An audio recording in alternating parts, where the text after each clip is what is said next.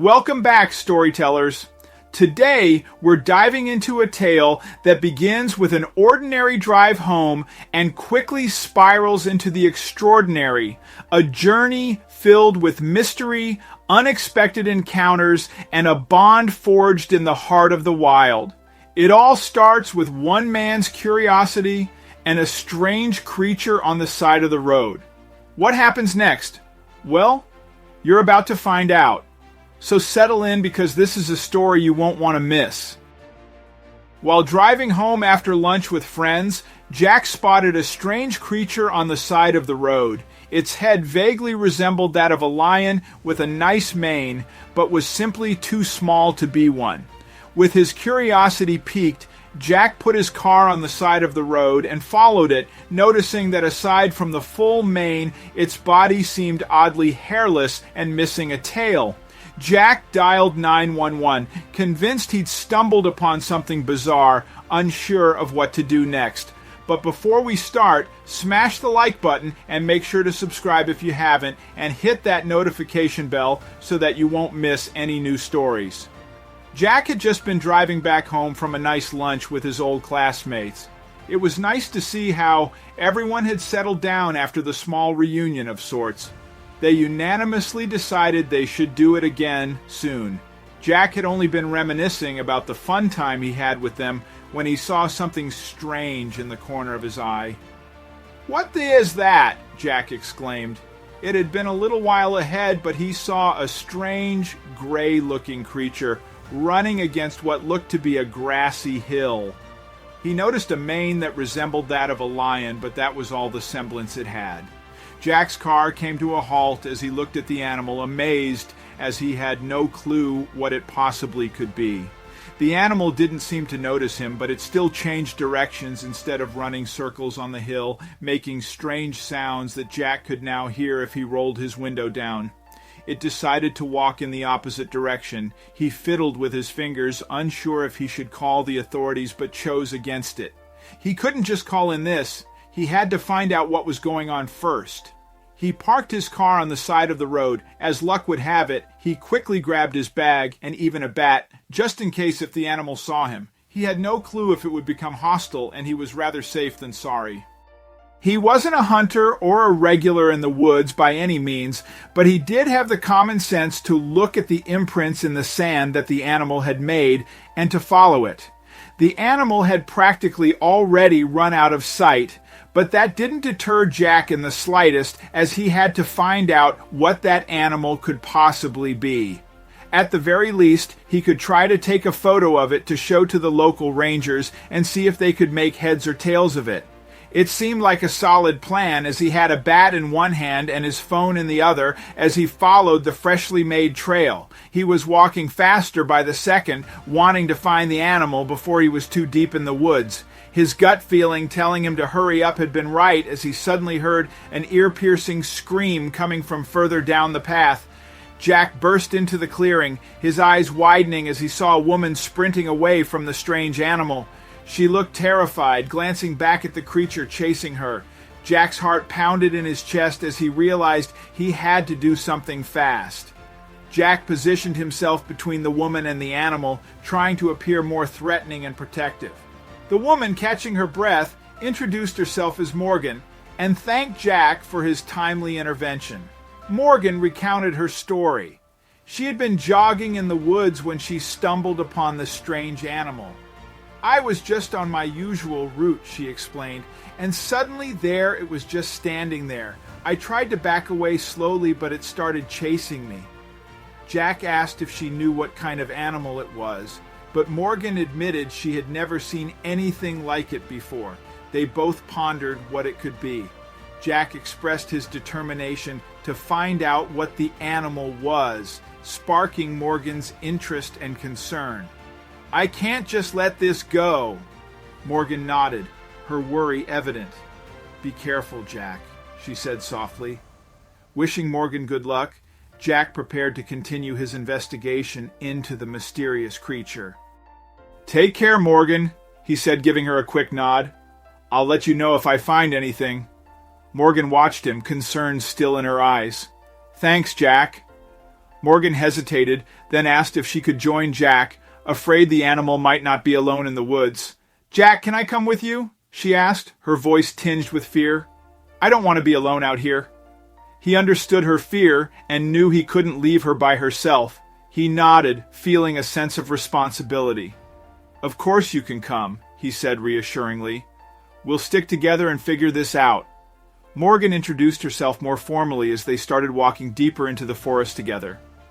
"By the way, I'm Morgan Wright," she said, offering a small smile. Jack nodded, returning the gesture.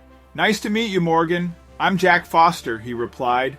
The pair moved cautiously with Jack, leading and Morgan staying close behind, scanning the surroundings. Jack quickly picked up the animal's trail again, guiding Morgan as they followed the fresh tracks. After a few minutes of careful tracking, they spotted the animal standing near a berry bush. The creature was eating berries, seemingly unaware of their presence. Jack, silently gesturing to Morgan, positioned himself to take photos of the animal without startling it. Jack took a deep breath, steadying his hand, and prepared to capture the moment. He snapped several clear photos, hoping they would be useful for identifying the mysterious creature later. When he was satisfied, he lowered his phone and gave Morgan a thumbs up. She smiled, relieved they had something concrete. The animal suddenly noticed them and bolted deeper into the forest, leaving Jack and Morgan to chase after it. "There it goes!" Jack shouted, jumping to his feet. Morgan scrambled to keep up as Jack took off running. Jack, determined not to lose it again, urged Morgan to keep up as they hurried through the dense woods. Frustrated by the repeated escapes, Jack suggested they take a short break to regroup and plan their next move. "We need to figure out what we're doing," he said, sitting down on a nearby rock. "Yeah, we can't keep chasing it blindly," she agreed. Jack decided to call a local wildlife expert, hoping for some insight or advice on what they were dealing with. He dialed the number, explaining the situation as best as he could. "We've seen this strange animal and we don't know what it is," he told the expert. Morgan listened intently, hoping the expert might have some answer or at least point them in the right direction. The expert, intrigued by Jack's description, promised to meet them at a nearby ranger station to discuss further. "I'll be there in an hour," the expert said. Jack thanked him and hung up. "He's going to meet us," Jack told Morgan. She smiled, feeling a surge of hope. Jack and Morgan made their way to the ranger station, eager to share their findings and photos with the expert. They arrived at the station where the expert Dr. Harris greeted them and reviewed the photos with great interest. "These are quite fascinating," Dr. Harris said, adjusting his glasses. Jack and Morgan watched as he carefully examined each picture. "Have you ever seen anything like it?" Jack asked. Dr. Harris shook his head. "Not in the wild, no. This is definitely unusual," he said thoughtfully. Dr. Harris confirmed that the animal was indeed unusual and suggested it might be an exotic species. "That's one theory. It could be an exotic pet or part of an illegal wildlife trade," he speculated, deep in thought. They discussed possible next steps, including setting up a trap to safely capture and study the animal. Morgan glanced at Jack, who nodded in agreement. They were ready to take action. Jack and Morgan agreed to assist with the plan, feeling a renewed sense of purpose and determination. "We're in," Jack said firmly.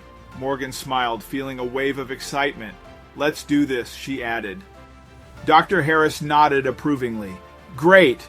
Dr. Harris provided them with trapping equipment and instructions emphasizing the importance of handling the animal humanely.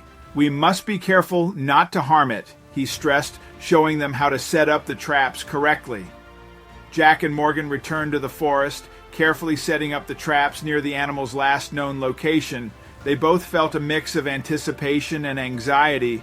The duo set up a makeshift camp nearby, planning to keep watch overnight and monitor the traps. Early in the morning, they heard a loud rustling and hurried to check the traps, finding the animal caught but unharmed. "We got it!" The animal looked bewildered but unhurt, trapped safely in the enclosure. "It's okay, we'll help you," Morgan whispered soothingly. Dr. Harris arrived promptly, carefully examining the captured creature and identifying it as a hairless bear. "This is remarkable," he said, adjusting his glasses. Jack and Morgan watched intently as he inspected the bear. "It's definitely unusual, but it's a bear," he confirmed. Morgan looked at Jack surprised. "A bear? I never would have guessed," she said. Dr. Harris nodded, his face serious. They deduced that someone had cruelly shaved the bear, explaining its unusual appearance and behavior. "It's clear that this poor bear has been through a lot," Dr. Harris said, shaking his head. Jack felt a wave of anger. "Who would do such a thing?" he muttered. Morgan nodded, equally upset. "At least we found it and can help now," she said, trying to stay positive. Dr. Harris promised to take the bear to a wildlife rehabilitation center for proper care and treatment. "We'll make sure it gets the help it needs," he assured them. Jack and Morgan felt relieved knowing the bear would be in good hands. "Thank you, Dr. Harris," Morgan said gratefully. He smiled, packing up his equipment. "You both did a great job finding and capturing it," he said, relieved and satisfied. Jack and Morgan felt a sense of accomplishment and closure, having solved the mystery. "We actually did it," Jack said, smiling at Morgan. She grinned back. "Yeah, we did," she replied. They watched as Dr. Harris prepared the bear for transport. "This has been quite an adventure," Jack remarked. Morgan nodded in agreement. "And it's not over yet," she added. Jack and Morgan accompanied Dr. Harris to the Wildlife Center, ensuring the bear received the necessary attention. The drive was filled with a mix of excitement and relief. "I'm glad we're seeing this through," Jack said, glancing at Morgan. She nodded, smiling.